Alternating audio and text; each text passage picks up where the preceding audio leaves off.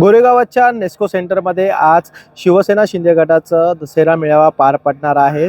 सध्या आपण जर पाहिलं तर ज्या ही तयारी जय्यत तयारी सुरू आहे। आपण पाहिलं तर या व्यासपीठावरती एकूण 50 खुर्च्या लावण्यात आलेल्या नेत्यांना बसण्यासाठी आणि आमदारांना आणि खासदारांसाठी, तसेच पोलिसांकडून सुद्धा ही पाहणी करण्यात येत आहे। कुठल्याही गोष्टी अनुचित घडू नये म्हणून या सध्या आता या नेस्को सेंटरच्या बाहेर मोठ्या प्रमाणात पोलीस सुद्धा तैनात झालेले आहेत। तसेच मुंबईत पावसाची सावट असल्यामुळे शिवसेना शिंदे गटाकडून नेस्को सेंटरमध्ये मेळावा घेण्याचा हा निर्णय घेतला होता।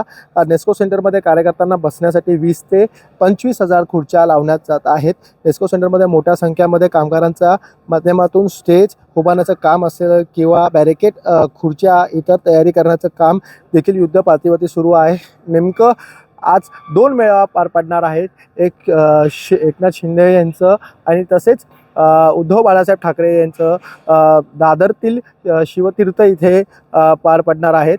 नेमकं दोघं काय बोलणार आहेत आपापल्या दसरा मेळाव्यामध्ये, नेमकं लोकांना काय मार्गदर्शन करणार आहेत, आगामी महानगरपालिका निवडणुकीमध्ये बद्दल सुद्धा काही बोलणार आहेत, यावर सर्वांचं लक्ष लागून आहे। व्हिडिओ जर्नलिस्ट मित बेलोसेसह विजय वंजारा, न्यूज 18 लोकमत, मुंबई।